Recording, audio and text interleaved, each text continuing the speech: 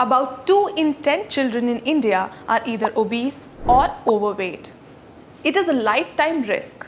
80% of obese children become obese adults. The rates have nearly doubled in the last 3 decades. A growing public health crisis that burdens families and future generations. What is the way forward?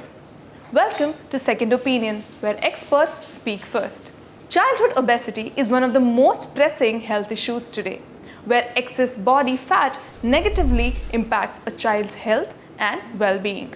Today, in Second Opinion, we discuss the rising incidence of childhood obesity and how it's becoming a major challenge for families and society. Childhood obesity occurs when a child's body mass index or BMI is at or above the 95th percentile for their age and sex. As per the Indian Academy of Pediatrics growth chart, it occurs when a child's body mass index BMI is above the 27th adult equivalent. It is often due to the imbalances in calorie intake and expenditure, influenced by poor diet, lack of physical activity. A small role is also played by genetics and environmental factors. This leads to issues like early onset of type 2 diabetes, high blood pressure, joint problems, sleep apnea, and fatty liver disease.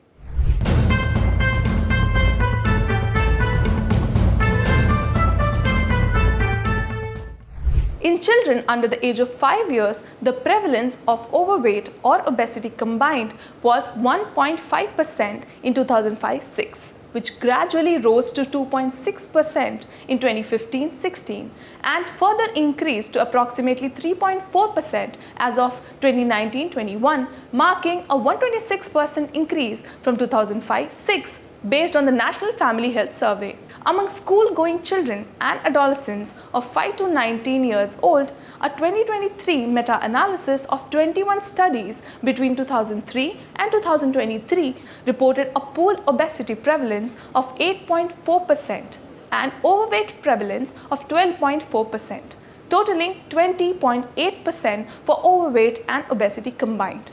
Trends suggest continued rise due to urbanization and dietary shifts, with obesity potentially doubling in boys of about 10 to 20% and about 8 to 18% in girls by 2035. With modern lifestyles of sedentary routines, increased screen time, easy access to processed foods, and busy parental schedules, the risk is high and managing childhood obesity becomes difficult.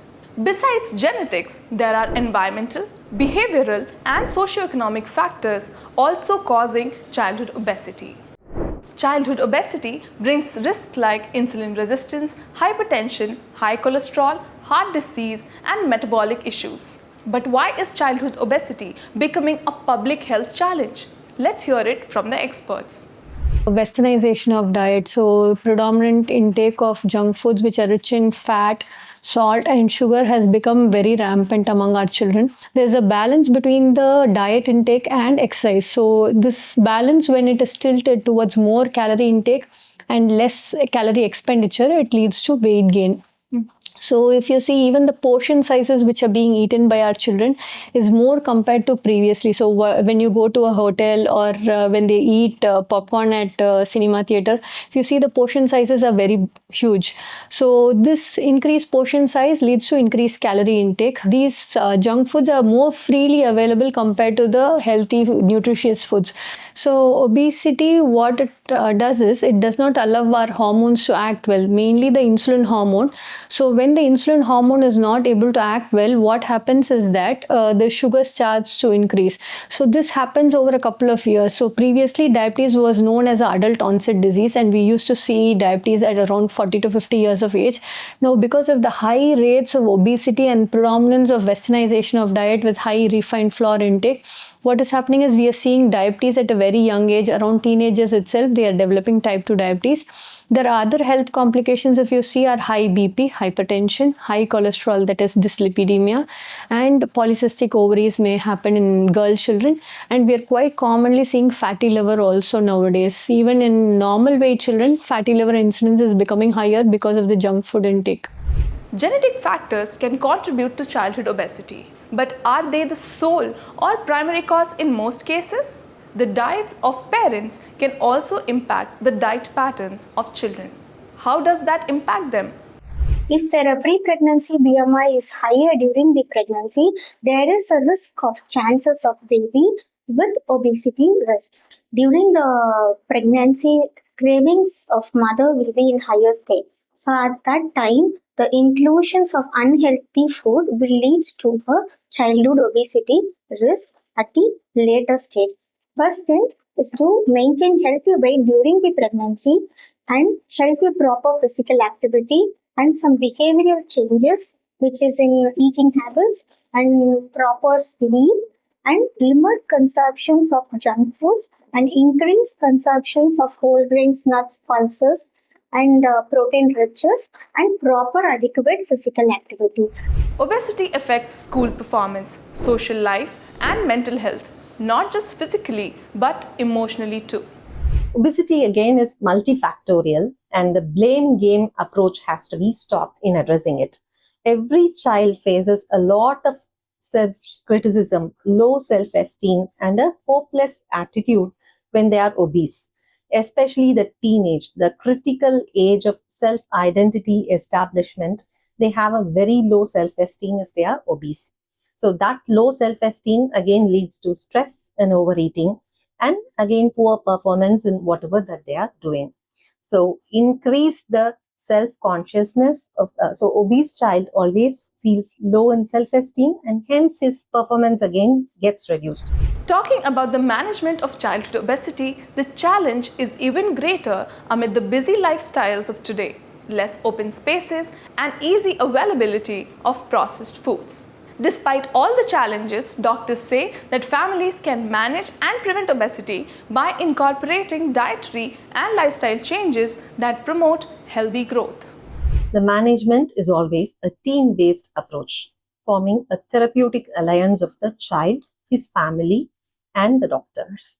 Just one person here cannot create any magical weight loss. Okay, and dealing with the counseling when it comes to the weight and related habits, it should be a supportive one rather than a blaming one.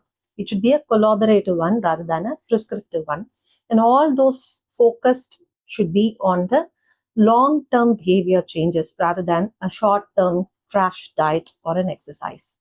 So when it comes to the parent or a caregiver, the role of them is very, very important.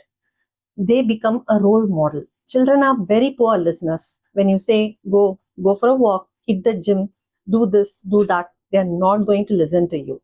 But when the parent himself gets up early in the morning, goes for a gym or a regular walk, definitely the child will be happy to follow their footsteps. So the physical activity changes should be role modeled by the parents rather than giving a command to the child. And parents should be well aware of good, healthy eating habits.